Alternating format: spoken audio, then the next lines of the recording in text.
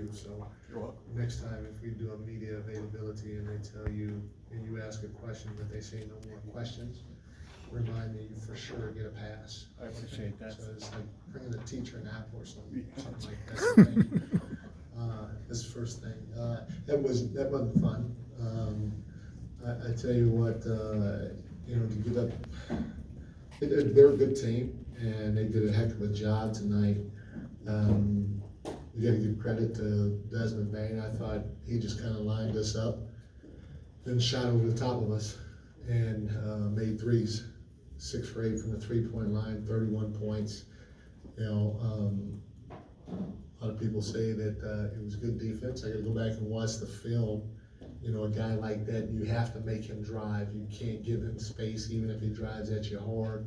That's what he's trying to do. He's trying to drive at you hard to create space for his step back. And so you almost just gotta stay on his hip and ride him to the rim and rely on your help to come across and trap the box and see if you can get a stop at the rim, boxing out. So we obviously didn't do a good job on him. You know, you live with what you get from Morant tonight. But then their bench came in and really kicked our behind. And you know, we gave up middle drive after middle drive after middle drive.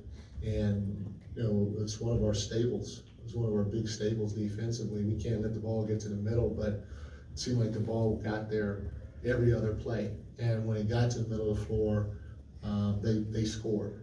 So I think we got to go back and watch the tape. You know, the interesting part now is we've hit some adversity.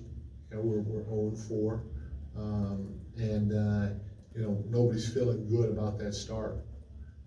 So in this business, you got to have a mental toughness, not just when you play the game, but you got to have a mental toughness to handle any type of adversity in front of you. And so for me, this is going to be a great thing for me to kind of watch us go through to see how we handle it as a group, to see if we're going to fight or to see if we're not going to fight, you know. And if I had to bet, at least from what I experienced with this group so far, we'll come out swinging, but it's not going to be easy.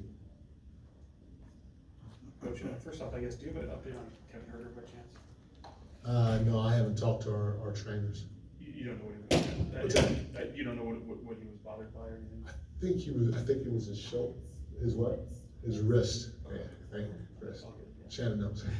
And just, how much do you feel like some of your guys might be just pressing? Obviously the pressure of getting that first win, and obviously it's upper echelon of opposition, and you guys still figuring things out. Do you feel like some of that might be kind of snowballing a little bit?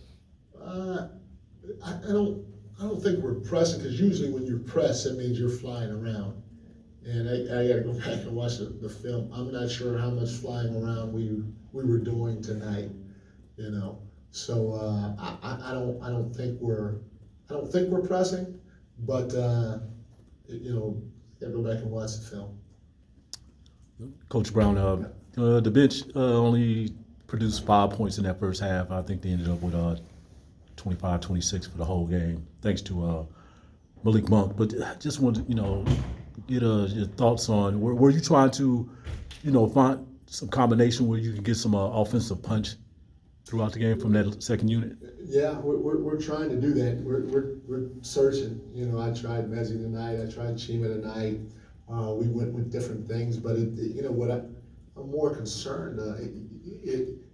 It is quote unquote the lack of scoring, but more so it's how easy their bench scored against us. I mean, if just looking at the box sheet, the kid Jake is 5 for 6, Tyus is 6 for 11, Brandon Clark 6 for 8.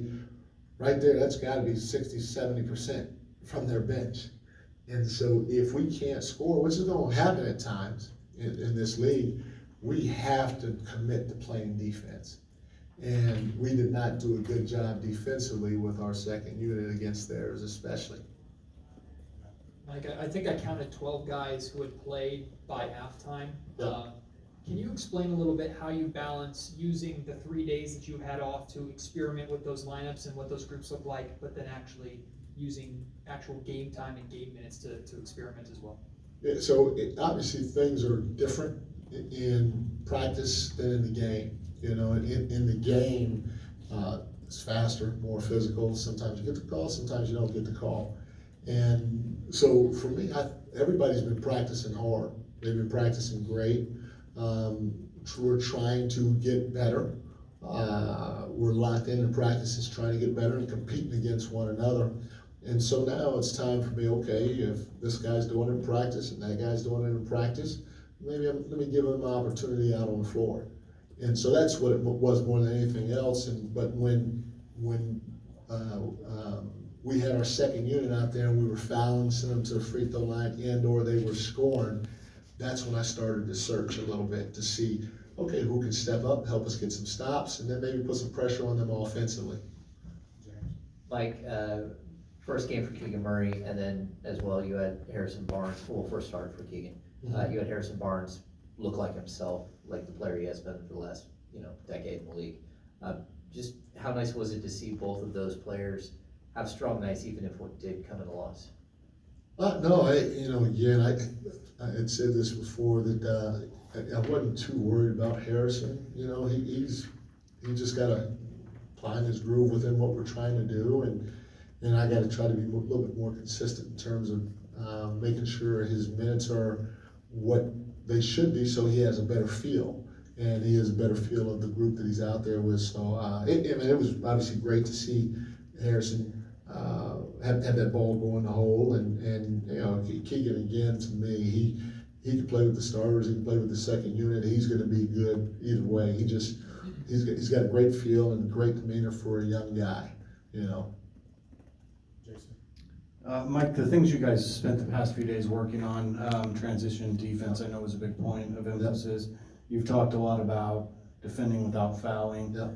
Maybe you could even elaborate on some of the other focal points for us. But what's your assessment of how the guys responded to kind of some of those focal points over the last 3 days? I thought they were really good. I mean, they had 18 free throw attempts, which we'll live with that. And then they had 12 fast break points. The thing is, we broke down in other areas. We gave up middle too much, like I said, which hadn't been a problem in the past. And then, guys like Desmond Bain just kind of lined us up and shot over the top of us. Like Desmond Bain was 6 of 8. Dylan Brooks was 3 for 6. And then Jake Laravia, he was 3 for 4.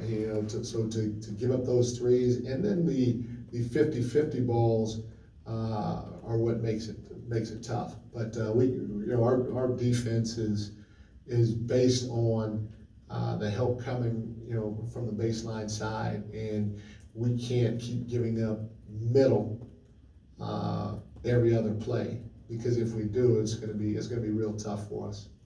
Right. Yeah, Coach, I think it was end of the third that you guys had a good bit of momentum, those lobs, and then it seemed like on the other end it was kind of fouls that ended up slowing that down. Right. How agitating is it to see that be what slows you down there?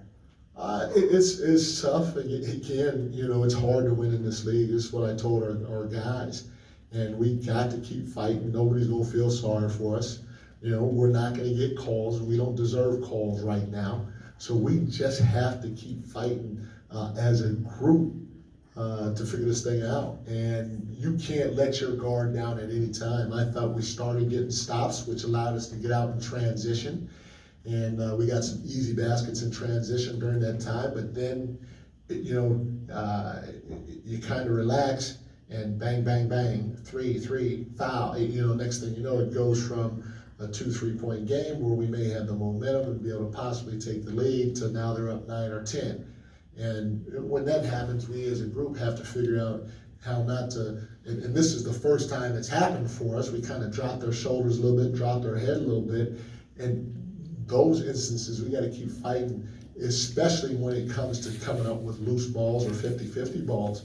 We have to come up with those hustle plays. We have to keep scrambling to protect one another. We have to get back in transition, because great teams, with good teams, they usually hanging, and then they have a spurt. Hanging, and then they have another spurt. And that's what creates the separation. So we have to somehow, some way, figure out how to eliminate those spurts and keep the pressure on defensively so we can possibly get out and run back right at them. Thank you, guys.